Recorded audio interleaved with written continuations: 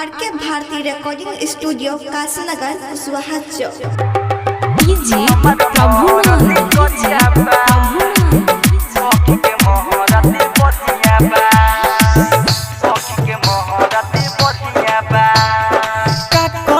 भौजी रे सुन एगो बतिया इहे सोची सोची हमारा धर केला छतिया। का कहीं भौजी रे सुन एगो बतिया इहे सोची सोची हमारा धर केला छतिया। हमारा मरद करिया बारे सखी के मरद बढ़िया बा। हमारा मरद करिया बारे भौजी सखी के मरद बढ़िया बा। कहीं भौजी रे सुन एगो बतिया इहे सोची सोची हमारा धर केला छतिया। का कहीं भौजी रे सुन एगो बतिया इहे सोची सोची हमारा धर केला छतिया। हमारा मरद करिया बा सखी के मरद बढ़िया बा।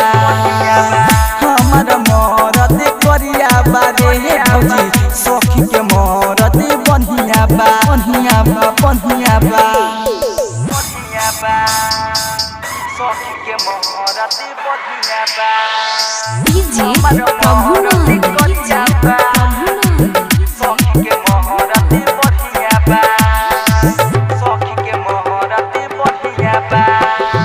नहीं बुझी तनिको दिलवा की फीलिंग हमारा लगे बुरा करे हमारा लगे बुरा नहीं बुझी तनिको दिलवा की फीलिंग हमारा लगे बुरा करे। हंसे कलौ के उजर खाली दात रे लगे शरम हमारा रहे में साथ रे। मिली ना प्यारा नहीं जियारा जुराला जियारा जुराला ना जियारा जुराला। हमारा महरद करिया बारे सखी के महरद बढ़िया बा।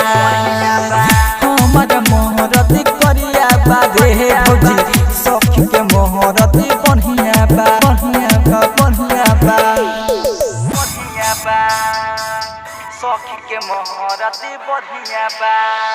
डीजे सखी के महरद बढ़िया बा सखी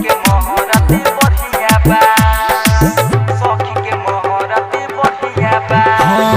याद हो पर धनी नानी के बारे मारदा तनिको न भावी लादी लाती तनिको न भावी लादी लाती। याद हो पर धनी नानी के बारे मारदा तनिको न भावी लादी लाती।